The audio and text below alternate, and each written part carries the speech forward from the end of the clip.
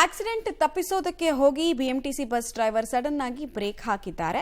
ಇದರಿಂದಾಗಿ ಬಸ್ನಲ್ಲಿದ್ದ ಕಂಡಕ್ಟರ್ ಹಾಗೂ ಕೆಲ ಪ್ರಯಾಣಿಕರಿಗೆ ಗಾಯಗಳಾಗಿದೆ. ಸಡನ್ ಆಗಿ ಬ್ರೇಕ್ ಹಾಕಿದ ಹಿನ್ನೆಲೆಯಲ್ಲಿ ಬಸ್ನಲ್ಲಿ ಓರ್ವ ಮಹಿಳೆಯ ತಲೆ ಹಾಗೂ ಮೂಗಿಗೆ ಗಾಯ ಆಗಿದ್ದು ಕಂಡಕ್ಟರ್ ಕೆಳಗೆ ಬಿದ್ದಿದ್ದಾರೆ.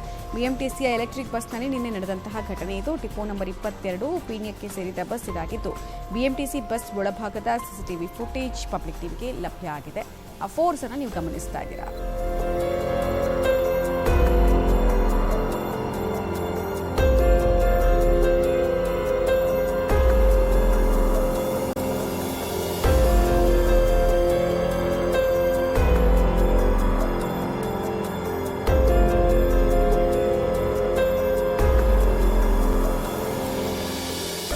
ಆಕ್ಸಿಡೆಂಟ್ ತಪ್ಪಿಸೋದಕ್ಕೆ ಹೋಗಿ ಬಸ್ ಒಳಗಿದ್ದಂತಹ ಜನರಿಗೆ ಎಷ್ಟರ ಮಟ್ಟಿಗೆ ಇನ್ಕನ್ವೀನಿಯನ್ಸ್ ಆಯಿತು ಅನ್ನೋದನ್ನ ನೀವು ಗಮನಿಸ್ತಾ ಇದ್ದೀರಾ.